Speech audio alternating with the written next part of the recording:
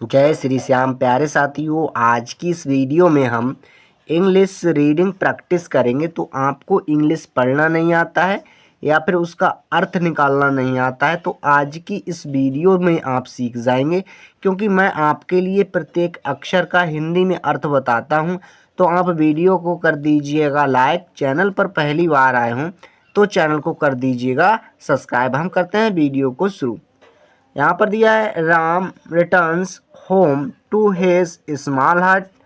राम, यहाँ पर हमने लिखा राम रिटर्न्स वापस आता है। क्या वापस, हमने यहाँ पर वापस आता लिख दिया। क्या लिखा?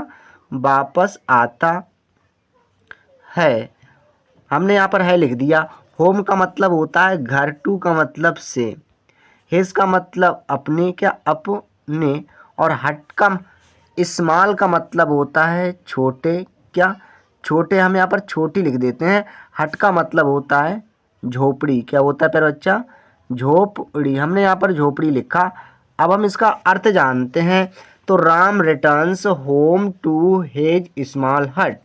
राम अपने घर से झोपड़ी की तरफ वापस आता है। His wife and children waiting with half-full eyes.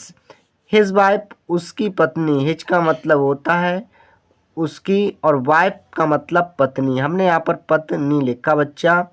and का मतलब होता है और, and का मतलब और, हमने यहाँ पर और लिखा। children का मतलब होता है बच्चे। क्या होता है? बच्चे। हमने यहाँ पर बच्चे लिखा। वेटिंग का मतलब होता है प्रतीक्षा कर रहे थे। क्या?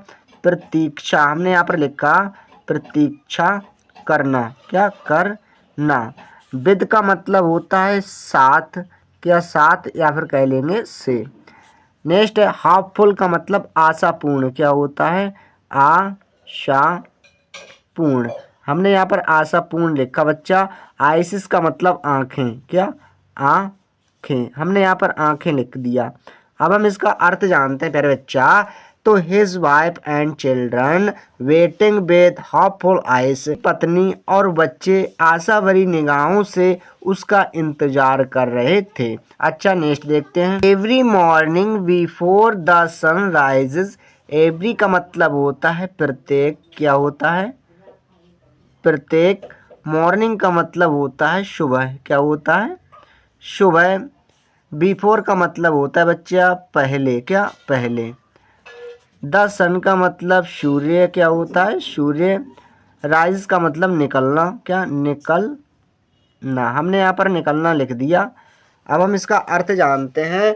तो every morning before the sun rises, प्रत्येक सुबह सूर्य निकलने से पहले। अच्छा, नेक्स्ट देखते हैं। Ram steps into his fields. Ram, क्या? राम, हमने यहाँ पर राम लिखा। स्टेप खड़ा हो जाता है। क्या? खड़ा। हमने यहाँ पर लिखा खड़ा हो जाता। हो जाता। हमने यहाँ पर हो जाता लिख दिया। इनटू का मतलब में, और हिज का मतलब अपनी, और फील्ड का मतलब खेत। क्या? खेत। हमने यहाँ पर खेत लिख दिया। अब हम इसका अर्थ जानते हैं। Ram steps into his fields. Ram अपने खेतों में खड़ा हो जाता है। अच्छा, नेक्स्ट है यहाँ पर प्यारे बच्चा। Hoping that his season will be better than the last. तो होपिंग का मतलब होता है आशा। क्या होता है? आशा। दैट उस, दैट का मतलब होता है उस। दिस का मतलब इस। क्या? इस। और सीजन का मतलब मौसम होता है। क्या? मौसम। हमने यहाँ पर मौसम लिखा बच्चा। नेक्स्ट है यहाँ पर विल बी, होगा। विल बी, होगा। हमने यहाँ पर लिखा होगा। बेटर का मतलब अच्छा। क्या होगा? अच्छा। हमने यहाँ पर अच्छा लिखा। देन, देन का मतलब यहाँ से आएगा। द लास्ट का मतलब अंतिम। द लास्ट का मतलब अंतिम। अंतिम कह लें या पिछले कह लें। क्या? पिछले कह सकते हैं, अंतिम भी कह सकते हैं। तो अब हम इसका अर्थ जानते हैं। होपिंग दैट, उस आशा से, this season will be better than the last, कि यह मौसम पिछले मौसम से अच्छा होगा। उसके मन में ये आशा भरी हुई है कि जो अब मौसम है ये शायद पिछले मौसम से अच्छा आएगा। अच्छा, नेक्स्ट देखते हैं। But fate has never been kind to him. But, किंतु। वट का मतलब किंतु, हमने यहाँ पर किंतु लिखा।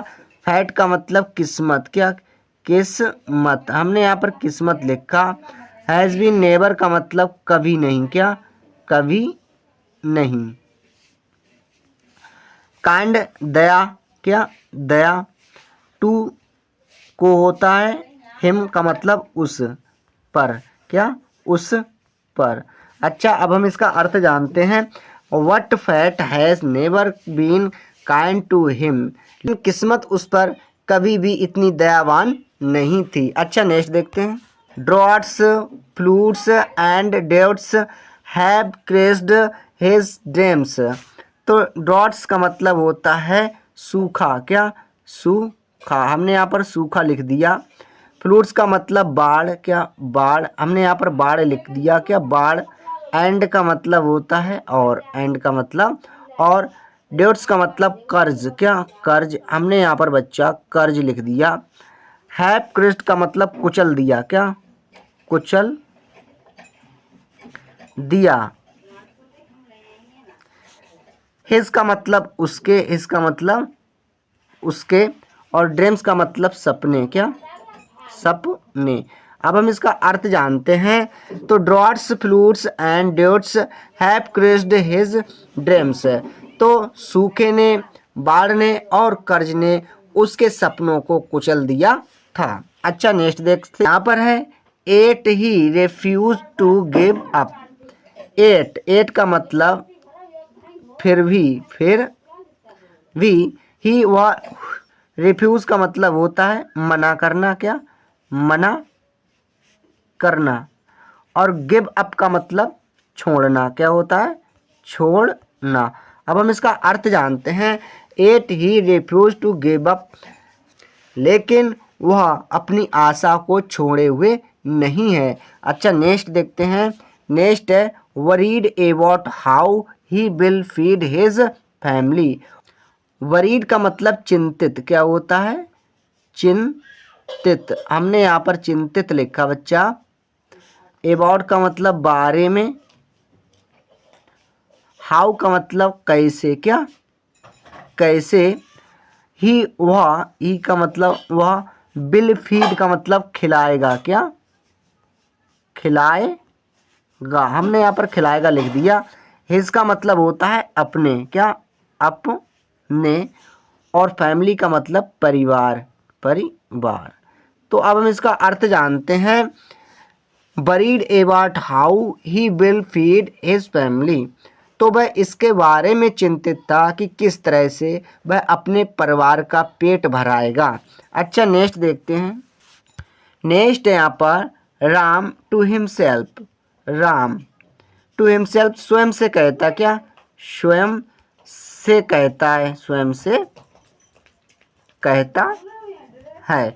तो राम जो है स्वयं से इस बात के लिए कहता है, क्या कहता है may be this time, may be this time, शायद, शायद इस समय, शायद, हमने यहाँ पर लिखा शायद इस समय, इस समय, शायद शायद इस समय। Things will be different, things का मतलब वस्तुएं, क्या वस्तुएं, हमने यहाँ पर वस्तुएं लिखा। वस्तुएं विल बी होंगी, विल बी होंगी। और डिफरेंट का मतलब भिन्न, भिन्न, हमने यहाँ पर भिन्न लिखा। अब हम इसका अर्थ जानते हैं। तो मे बी दिस टाइम, शायद इस बार, मे बी दिस टाइम शायद इस बार या इस समय। थिंग्स विल बी डिफरेंट, चीज़ें बदल जाएंगी, वह एक बात सोचता रहता है। तो आई होप आपको वीडियो अच्छी लगी होगी। वीडियो देखने के लिए धन्यवाद।